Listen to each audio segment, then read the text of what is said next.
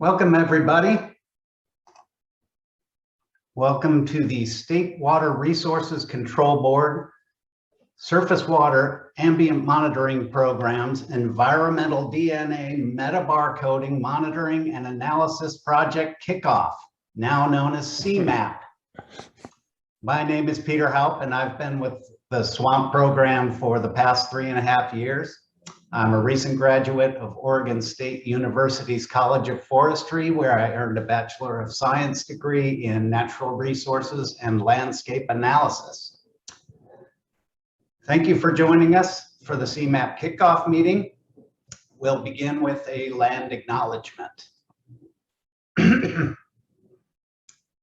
Let us please take a moment to acknowledge the land where the State Water Resources Control Board Sacramento offices are located. Sacramento was and still is a gathering place for many local tribes who have lived throughout the Central Valley and the foothills for generations. These are the original stewards of this land. These people include the Nishnanan, Maidu, and Miwok peoples, and the Patwin and Wintun nations, who have remained committed to the stewardship of this land over many centuries. It's important to acknowledge that our organization sits on the tribal lands of Sacramento's indigenous people. We recognize that we are here because of the sacrifices forced upon them. In remembering these communities, we honor their legacy, their lives, and their descendants.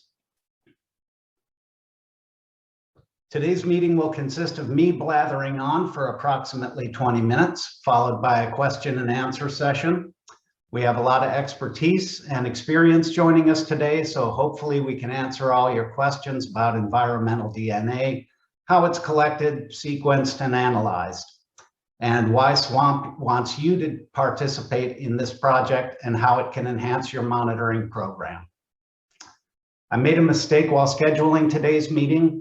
So after my presentation, we will have to break and rejoin in a separate Zoom meeting. I will post that information. I've already posted it in the chat at the close to the top of the chat there. I'll post it again at the end of the presentation, and I sincerely apologize for the inconvenience. Hopefully it'll give us a chance to stretch our legs, gather our thoughts, and grab a snack and regroup. So the Surface Water Ambient Monitoring Program is charged with providing timely, high-quality information to evaluate the condition of all waters throughout California. Our program collects information on the physical, biological, and chemical properties of our waterways. SWAMP serves as a bridge between those who collect the data and our network of users, including, most importantly, the people of the state of California. I want to be straightforward in my approach before we get into the details of this project. SeMMAP is giving away free eDNA sampling kits. We're asking participants to collect samples on our behalf, but we feel that it will require little effort on your part compared to the data, analysis, and support that SeMMAP will provide in return. This is a new project for us. There will be changes and iteration, mistakes will be made, like mine today.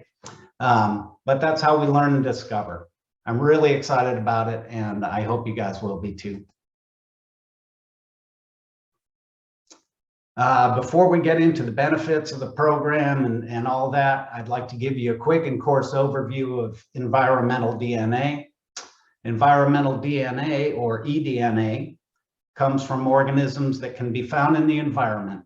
Environmental DNA originates from cellular material shed by organisms via skin, excrement, feces, you name it. These are shed into aquatic and terrestrial environments that can be sampled and monitored using new molecular methods. After a sample is collected, it's sent to the lab, where it first goes through a process called polymerase chain reaction, or PCR. Polymerase chain reaction is a technique used to make millions of copies of DNA from just a few original pieces. The next step in the processing is sequencing. Next generation sequencing determines the sequences of the data in a DNA sample. Once the process is complete, All the sequences are compared to a library of sequences of thousands of different species, and they're matched up. It's important to note that if brook trout are in your sample, but the library doesn't contain brook trout, we're not going to find brook trout in your data. The sequences we find must match with sequences in the library. So when you hear the term building libraries, it means the scientific community is gathering sequences of known taxa and adding them to the library to be matched. I hope that makes sense. So after a sample is collected and sequenced, the lab returns a data set of what was found at the sampling site and an estimate of the relative number of each species. In our case, we will receive data on fish, macroinvertebrate, and phytoplankton communities.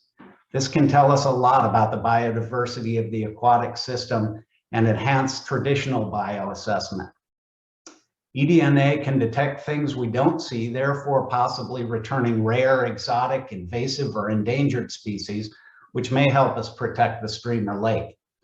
I'll go into more detail on the benefits later. Right now, I'd like to tell you what SeMMAP has been doing for the last 2 years. Ever since I arrived at SWAMP, I have been beating the eDNA drum loud and clear.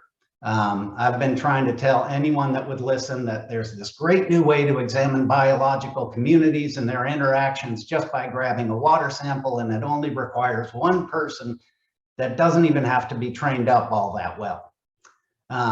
So let me take you through SeMMAP's history and why we're here today. In early 2020, probably just to shut me up, management said, go ahead and work on that eDNA thing. So we gathered 4 scientists in a room, called it a team, and began asking questions centered around how eDNA metabarcoding could benefit SWAMP and its varied programs. We performed a literature review and established a set of operating principles, of which the acronym is EAT, E-A-T, equity, accountability, and transparency. Nested in those principles is our desire to be outreaching and inclusive, to be consistent and reliable, and above all, trustworthy. We want you guys to know where we are at each step of the project, understand the methods that are going on, and be a part of the decision-making process. So in early 2020, just sort of a magic combination, our team received an offer from Jonah Ventures to participate in their eDNA project, much the same as we're asking you to do today. They said, here, take these kits, go out and sample, and we'll give you the results in the form of raw data and this cool data dashboard that analyzes your results. Jonah, a little background on them. Jonah was founded in 2013 by 2 ecologists with a vision. Each of them have 15 years of experience and have authored over 100 peer-reviewed publications. Joseph Crane is one of those founders, and he's with us today and will be available at the Q&A session after the presentation. Jonah Ventures is dedicated to helping other scientists answer ecological questions by sequencing environmental eDNA. Initially, their work focused on reconstructing animal diets. However, they've expanded to use quantitative PCR and next-generation sequencing with aquatic and terrestrial eDNA, and are now revolutionizing the world of eDNA by making it available to everyone through their citizen science kits.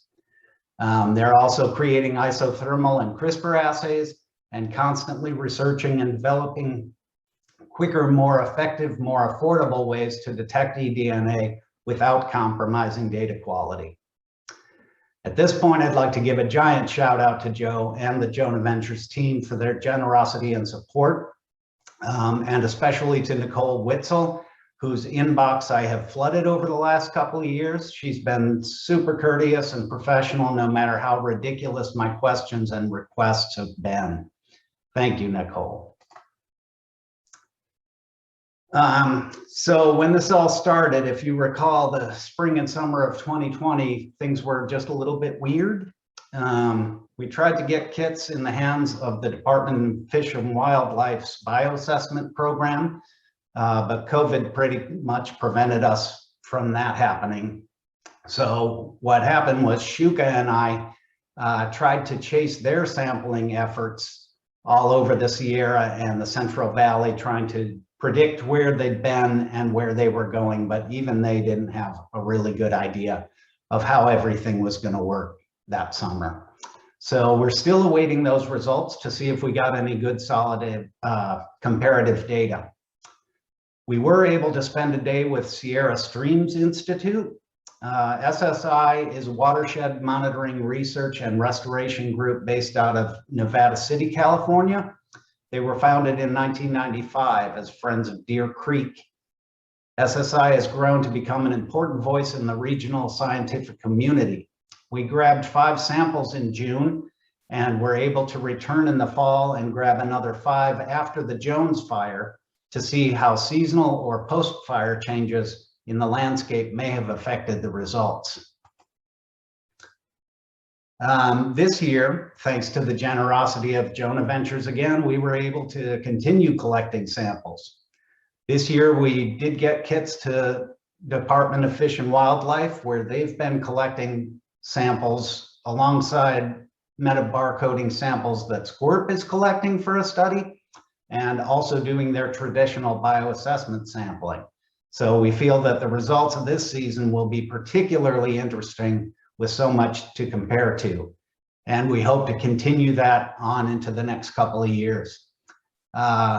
We also continued our partnership with Sierra Streams Institute and are still awaiting those results. Meanwhile, back in the virtual cubicle farm, the SeMMAP team have been developing data tools that will map samples and reveal course estimates of relative abundance of algae and diatoms. Also, we've been working on automating the data transformation process and developing a website with which to communicate with our partners.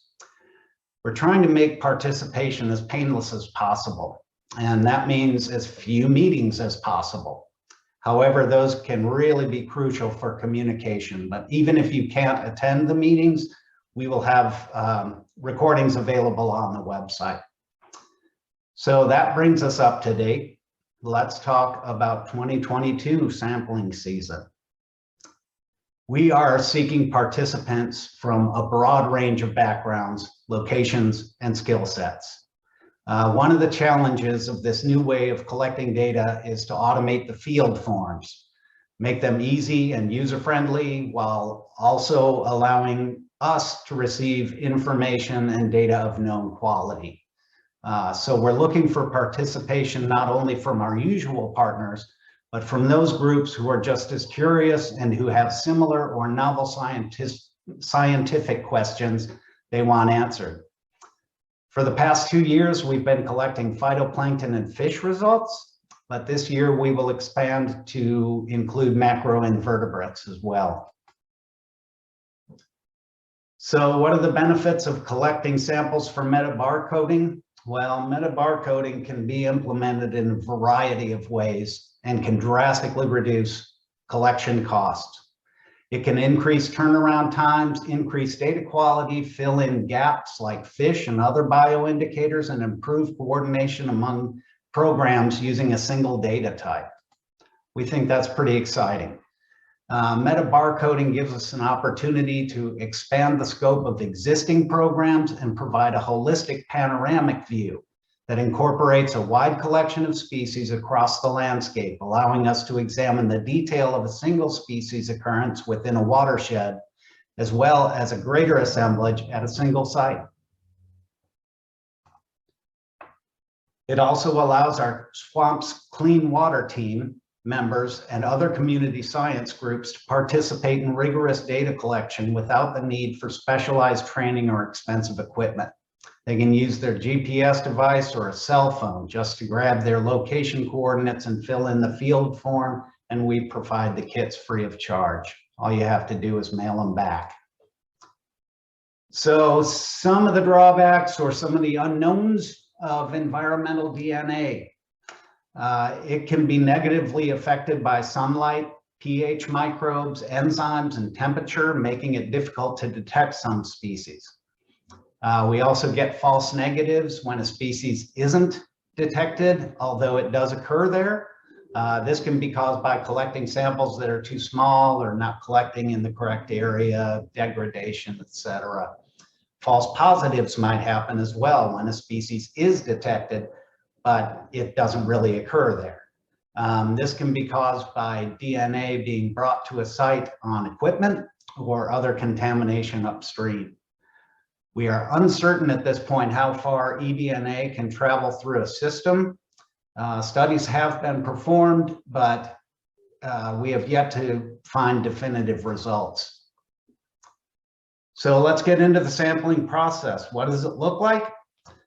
Steps 1 and 2 are filling out electronic forms, either in the field or copying that information from your paper sheets when you get back to the home office. The Jonah form collects a small amount of user information, location information, and ties it to the sample for recognition when it arrives to the lab. The SeMMAP form ties that information to your organization and location, as well as requiring some field information, things like pH, turbidity, temperature, and that kind of thing.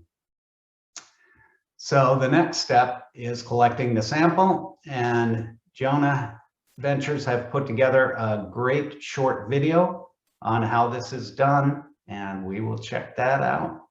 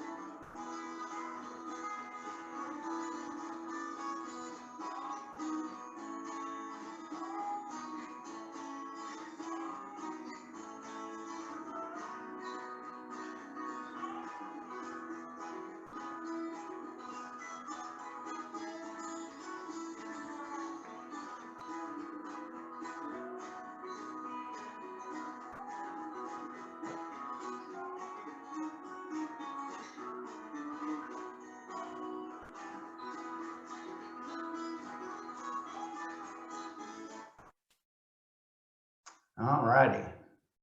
You can see how easy that is. Well, so you may be asking, what's Swamp planning on doing with all of this data they're collecting? Bill Nye certainly wants to know. So the scope of the SeMMAP program is really large. There are a lot of moving parts, but a major focus for us is the data management plan. We need to create data standards and metadata. We need to figure out how to acquire data of known quality electronically from a wide variety of users while keeping forms user-friendly and efficient. This is an open data project, and users will have to consent to its use. We feel that the benefits far outweigh anything that might be holding you back. We have to figure out how to acquire and harmonize data from the lab with data collected through the field forms. This is a big challenge, as well as transforming that into a machine-readable format that can be used with enterprise applications like GIS. And the challenge is getting the data into our SWAMP and SeDN databases, and you know how hard that can be. You can see there are a lot of things to consider, and the data management plan occupies the lion's share of our product. We know eDNA data will be coming to us from various sources, and we need to be prepared to handle this new data type. So part of the project is also getting the data to participants, the public and researchers as quickly and accurately as possible. To help with that effort, we're creating a SeMMAP website that will allow users access to the raw data as well as curated data sheets. The site will also contain eDNA news and information, instructional videos on sample collection, SWAMP's curated metabarcoding library of journal articles, and the highlight of the site, the SeMMAP Data Dashboard. Users will be able to click on their sampling site and a relative abundance pie chart will pop up. Okay. Showing a coarse abundance of phytoplankton at the site. SQUIRP is working on a molecular algal stream conditions index, otherwise known as ASCII. And it's my big nerdy dream for the dashboard to one day be able to calculate that and have that show up when users select their site and be able to choose from relative abundance of macroinvertebrates as well. There will also be information on the dashboard to help users interpret the results that they see. So in conclusion, eDNA is cool and can tell us a lot about the ecosystem. Sampling only takes about 5 minutes. You'll know what algae, bugs, and fish are in your water. The kits are free. Come join us. We'll process and analyze the results and make that all available in easy to use formats. All you have to do is fill out an online survey. We've put this up in the chat, so it's available there. You can also take a screenshot.